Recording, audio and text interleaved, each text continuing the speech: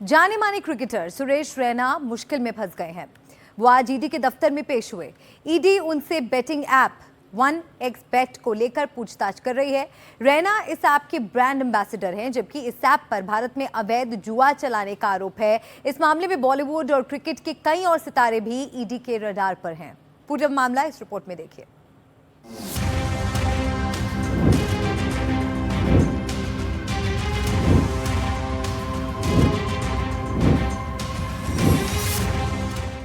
Cricket के मैदान पर जलवे बिखेरने वाले सुरेश रैना ने सोचा नहीं होगा कि उन्हें कभी ईडी के दफ्तर आना पड़ेगा। रैना ने सोचा नहीं होगा कि जो भीड़ कभी उनकी बैटिंग का कमाल देखने के लिए जुटा करती थी, आज वो उन्हें बैटिंग की पिच पर देखने आएगी। सुरेश रैना को ईडी का ये दूसरा समन था। पहली बार उन्होंने विदेश में होने का हवाला दिया था, लेकिन इस बार उन्हें पेश होना पड़ा। दरअसल Suresh Raina betting app 1xBet के ब्रांड एम्बेसडर हैं, जिस पर भारत में अवैध जुआ चलाने का आरोप है। दरअसल जो सुरेश रैना हैं वो इलीगल बेटिंग ऐप 1xBet के ब्रांड एम्बेसडर हैं और उन पर आरोप ये है कि उन्होंने इस ऐप को प्रमोट किया है। इसमें यह भी आरोप है कि इस तरह के जो ऐप्स होते हैं उनमें बड़े पैमाने पर युवा पैसे लगाते हैं और ये जो ऐप्स होते हैं ये एक तरह का जुआ खिलवाते हैं, जिसके युवा जो है वो बड़े पैमाने पर शिकार हो रहे हैं। तो ये एक डेटा आया है जिसमें ये बात सामने आई है कि ऐसे ऐप्स पर जो युवा हैं वो काफ़ी ज़्यादा पैसा लगा रहे हैं और जब वो पैसे हार जाते हैं तो कई बार वो आत्महत्या तक कर लेते हैं। तो सुरेश रैना जो है ईडी दफ्तर के अंदर हैं और ईडी जो है वो उनसे पूछताछ कर रही है। ये पूछताछ आज देर शाम तक चलने की उम्मीद है। वैसे सुरेश रैना अकेले नहीं हैं जो इस मामले में फंसे हैं।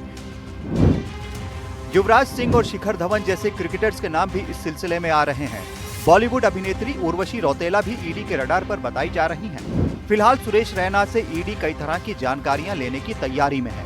बताया जा रहा है कि ईडी को ये जानना है कि सुरेश रैना ने ऐप के प्रचार या प्रमोशन में क्या भूमिका निभाई। क्या उन्होंने किसी और ऑनलाइन बेटिंग प्लेटफॉर्म का भी प्रचार किया? क्या उन्हें पता था कि ऐसे प्लेटफॉर्म भारत में गैर कानूनी माने जाते हैं?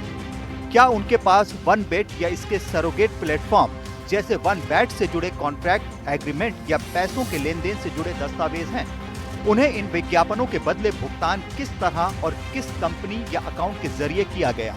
क्या उन्हें ये जानकारी थी कि इन प्लेटफॉर्म्स के एल्गोरिदम्स इस तरह सेट होते हैं कि ये जुआ की श्रेणी में आते हैं, न कि स्किल बेस्ड गेम्स में?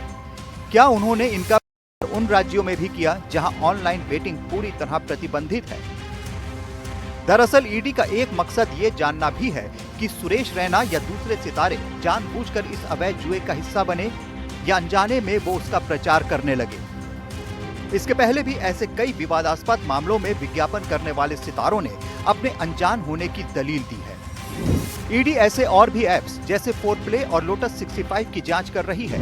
उसने गूगल और मेटा को भी समन जारी किया है। लेकिन जो असली चिंता की बात है वो ये कि भारत में ये अवैध कारोबार लगातार बड़ा होता जा रहा है। भारत में 22 करोड़ लोग किसी न किसी ऑनलाइन सट्टेबाजी ऐप से जुड़े हैं। इनमें से 11 करोड़ लोग रेगुलर यूजर हैं, यानी हर दिन सट्टा लगाते हैं। साल 2025 के पहले 3 महीनों में ही करीब 1.5 अरब बार लोगों ने ये गैर कानूनी सट्टा वेबसाइट्स देखी। भारत में ऑनलाइन सट्टेबाजी का बाजार अब 100 अरब डॉलर यानी 8 लाख करोड़ से भी ज्यादा का हो चुका है और हर साल 30% की रफ्तार से बढ़ रहा है। अनुमान है कि टॉप सट्टा ऐप्स हर साल 27,000 करोड़ टैक्स की चोरी कर रहे हैं। चिंता इसलिए भी बड़ी है कि ऐसे ऐप्स का प्रचार ऐसे सितारे कर रहे हैं जिनसे युवा प्रेरणा लेते हैं। जहां तक सुरेश रैना का सवाल है, उन्होंने बल्लेबाज के तौर पर टीम इंडिया की नुमाइंदगी की है। चेन्नई सुपर किंग्स से भी वो अरसे तक जुड़े रहे। वो वनडे और T20 के मैच जिताने वाले बेहद उपयोगी खिलाड़ियों में गिने जाते रहे। हालांकि टेस्ट मैचों में भी आते ही उन्होंने कमाल किया था। अपने पहले ही टेस्ट में सेंचुरी जड़ दी थी। संकट में फंसे कई मैच उन्होंने निकाले, लेकिन अब वो खुद एक संकट में घिरे हुए हैं।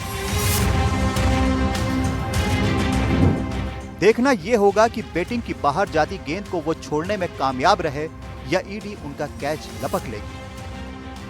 मुकेश सिंह सेंगर, इंडी टीवी इंडिया।